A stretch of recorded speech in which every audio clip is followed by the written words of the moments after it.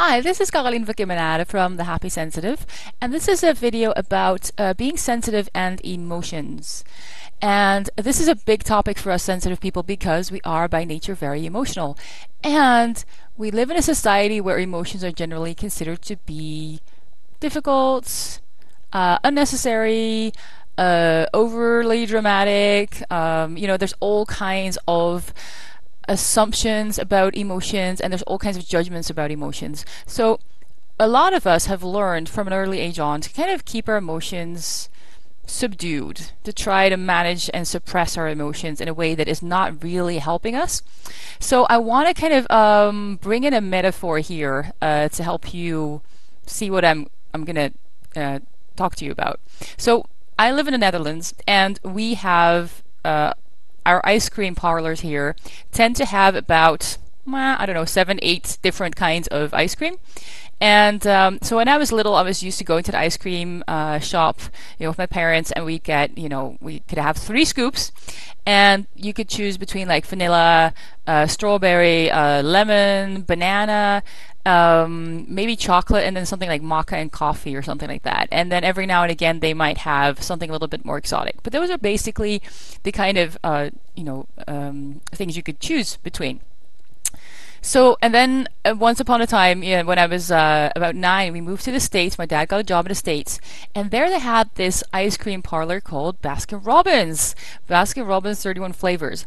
So suddenly I was in this, country where they had 31 flavors of ice cream, and I still remember thinking about, oh, we're gonna go to Baskin Robbins, and thinking about all the choices I had to have all these different kinds of ice cream. It was not going to be like the standard lemon, strawberry, banana, or even lemon or whatever. There were like loads of choices, and so I remember like having this little bit of a scheme, like thinking, okay, which ones am I gonna try this time? And also I had some of my favorites, and they had all these exotic flavors that I'd never heard of before, like rainbow flavor and passion fruit and all these different options. So the way this relates to emotions is that when we grow up, we usually get taught very basic emotional awareness, like, okay, you're angry, you're sad, you're happy, you're frustrated, and maybe you're frustrated is not even an emotion, really, I think. It's a little bit one of those kind of semi-expressed emotions. Depression could be another one, which I don't think is quite an emotion. It's more like a subdued subdued response to emotions. But that's a whole debate in and of itself. But basically, we have a very limited experience of being in response to our emotions. So what happens with that for us HSPs is that when we get really honest with ourselves, we know that we have a whole plethora of emotions that don't fit the angry, sad, happy category, that go way beyond. And there's all these subtle variations, and there's all these shades of emotions. But we usually don't relate to them in this way because we tend to kind of in our mind categorize them as either happy or sad or one of those kind of basic responses. And even though we often have an intellectual understanding of all the different emotional words that there are, as if you read a novel, there might be a really, really kind of detailed description of what everybody's feeling. But what happens for us very often, we don't have the inner connection between those mental concepts and this precise sensations in our body. So because we kind of live in a society where emotions are kind of subdued and suppressed, and they're kind of considered to be getting in the way of getting things done and being rational and being logical. So emotions are often kind of shoved away. Because of that, and because of our kind of often very basic education around what are you feeling right now? Are you angry? What are you feeling right now? Are you sad? What are you feeling right now? Are you happy? And it doesn't really go much further than that. Because of that, we often have a lot of emotions and a lot of feelings that we feel in our body, but they don't have a label. Okay, and that is kind of a problem because what happens, going back to the ice cream shop, if I have a new kind of flavor of ice cream that I want you to taste, and it's some kind of really exotic ice cream, and you have no idea what's in it, and I'm just going to give it to you without telling you what it is, you might be really disappointed and kind of disgusted. You're like, oh, it's kind of like if you're expecting peppermint and then you're getting orange or something like that. It's you're kind of expecting a certain thing, so you're kind of preparing for a certain kind of flavor, and then you're getting something else. So there is a kind of a little bit of a shock that can happen there simply because you don't know what you were supposed to be expecting. Now, if I give you ice cream and I tell you, okay, it's coconut peppermint chocolate ice cream, then you might still decide that you don't like the taste of it, but you'll be a little bit prepared. You're not going to be expecting strawberry, and you're not going to be expecting vanilla, right? So the way that that relates to our emotions is because we have, such a limited connection between all these different sensations that we have in our body and the mental connections to those sensations. Very often our feelings are a little bit mysterious to us because we'll be feeling all these things and we're like, I don't know what that is, and what's going on there, what's going on there. And there's a bit of a shock effect simply because we don't have the proper label for them. So what I really want to encourage you to do is, because your HSP and because your emotions are such a big part of how you experience the world, and they're a big part of your power and your strength, it's really important to label them correctly. So that when you're feeling something, you don't think that you don't expect it to be strawberry when it's actually passion fruit, because then you'll get really confused. And you might get a little bit afraid because you're like, I thought it was strawberry, but this is not strawberry. What is this? So when you can consciously start to make connections between the sensations that you have and the mental label of the the emotion that it represents, then you'll start to understand yourself a lot better. And the way you can start to do that is when you have a sensation in your body and you realize, like, if I get really honest with myself, I'm not even sure what I'm feeling right now. Here's the thing. You have the mental categories. You've learned all the different categories for all the different emotions. But what you need to do is actually connect them to the sensation you're having. And strange as it sounds, your body can really help you with that. If you take a moment and you tune into the feeling and you internally ask your intuition, ask your heart. You can place your hands on your heart to get a little bit more support from your body in this. But internally ask, like, what emotion am I feeling? What is the name for this emotion? And see what pops up. Because you'll be surprised if you just ask. There is a part of you that knows, but you haven't consciously made the connection between, the emotion that you're feeling and the name for it. And because there is no conscious connection, it's harder to relate to your emotions. It's harder to know what to do. It's harder to know, how to express that emotion and what is an appropriate response. And it's harder to know what to expect from that emotion.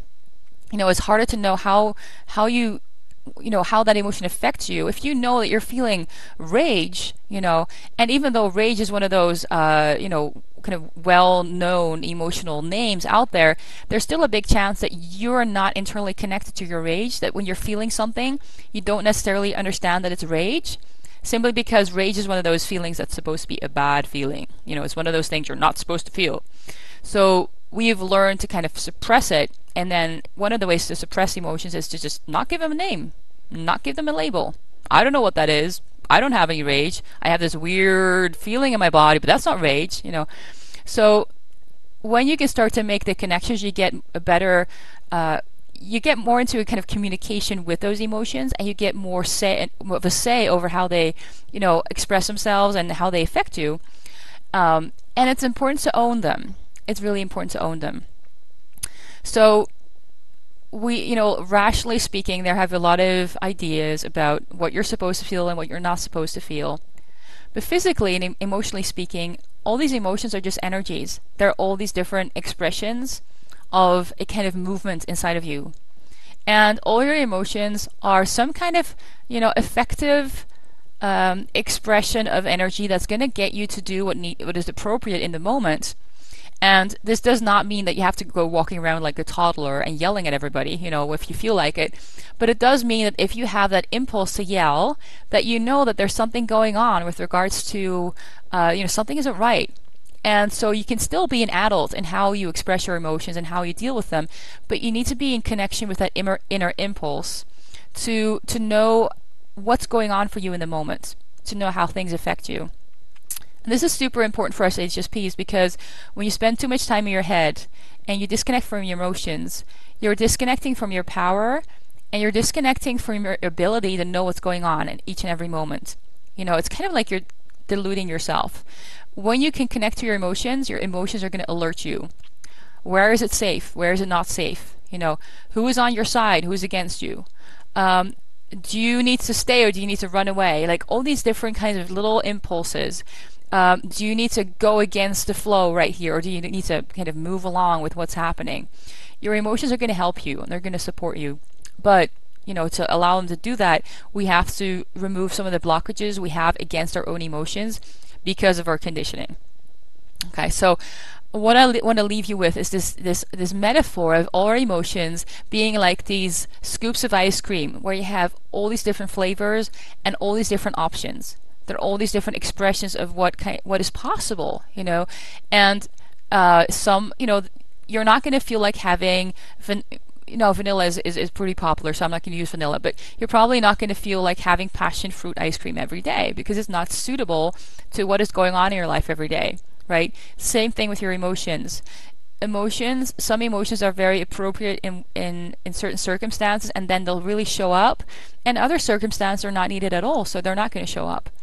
So if you can allow yourself to kind of feel your emotions as if they're ice cream. You're just tasting this ice cream, and you're kind of allowing yourself to experience this ice cream as it is, and you're not going to swallow the ice cream and then be like, oh my god, it's peppermint, I don't like peppermint, and then go to your stomach and be like, okay, we have to stop the peppermint from going down our digestive tract, stop it now, block it. We're not going to do that because we understand that the ice cream is going to move through our body and move out again. So when it comes to food, we often have a much healthier and normal and natural relationship than when it comes to our emotions. Because with the emotions, we tend to go like, oh, I'm feeling an emotion. Oh, it's not what I'm supposed to feel. Okay, block it. But